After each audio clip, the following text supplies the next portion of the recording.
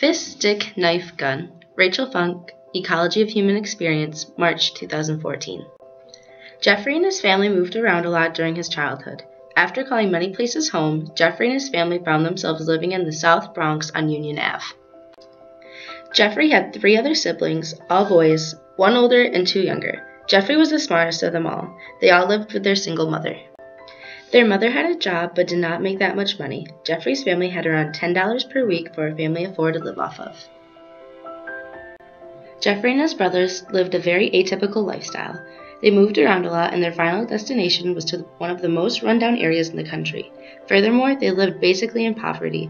Their ecological models after moving to the Bronx must have shifted greatly, having to make new friends, attend a new school, and learn about their new neighborhood. After living on Union Ave for some time, Jeffrey and his older brother found out the ways on the streets in the South Bronx. They found out that there was a ranking system. That ranking system shows how you are treated and can treat people living on Union Ave. They learned that the way you are ranked is how good of a fighter you are. The older boys, who were higher up on the rank, would assign a person for them to fight. The 2 fighting would have to be of the same size and age. Boys of the South Bronx had to earn their place in the ranks for both their home street and in school. Every time you entered a new school, you had to start your ranking over again.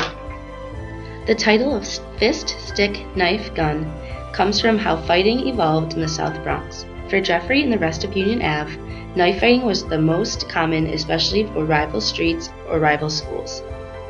Guns were far too expensive for the children whose parents made far below poverty level.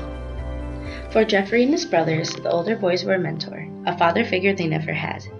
They were the ones who taught them how to fight and how to win. Knowing that this was an extremely dangerous place they lived in, the idea of losing a father figure would have been very harmful to their development. Although I believe their development was altered so much already, seeing so many friends and loved ones always fighting for a higher rank. Sometimes these friends would be seriously injured by a knife or gun, which was brought in by another person.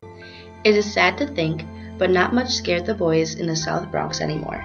For example, an incident mentioned in the book was that when Jeffrey was 14, a man came into his block with a gun and shot it. None of the other kids on the block thought anything of it. It was just another day on Union Ave. A part of the book that I found to be shocking is when Jeffrey's mother called the police to report a robbery.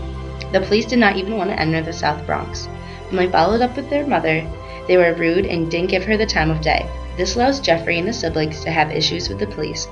That allows their ecological models to be affected when the police and local politics do not work with their neighborhood and family. This would create an issue with one's mesosystem, exosystem, and macrosystem. As mentioned earlier, Jeffrey was extremely smart and took his schooling seriously. According to the book, this was an extremely odd occurrence. Jeffrey made such good grades, he went to Bowdoin College and graduate school at Harvard. A boy living on the streets, fighting for rank, living on a little less than $1.50 a day for a family of 4, made it to Harvard. This also shows that even though someone is from a very atypical situation, they can still achieve great things. Theorists I can relate this book to are Kohlberg and his idea of moral development. The boys in the South Bronx are far more educated on certain subjects such as alcohol, violence, and drug use that is far beyond their years. Erikson and his idea of individual level of development takes place in a social context. Jeffrey allowed his social norm not to be the best of him and took full advantage of his education, while many others in the South Bronx fell victim to what was socially acceptable. Takeaways Fist, Stick, Knife, Gun have given me as a future educator. Not all children in a city have the same situation, and not all children are the same. Jeffrey took his education extremely seriously while most of his classmates did not. This exemplifies the struggle I will have as a future educator.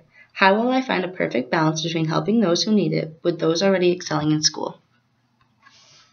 Also, how am I going to deal with tough situations as fighting in school?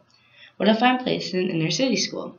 What will be my outlook compared to teaching at an extremely rural school? These are all points that Fist, Stick, Knife, Gun have made me look at.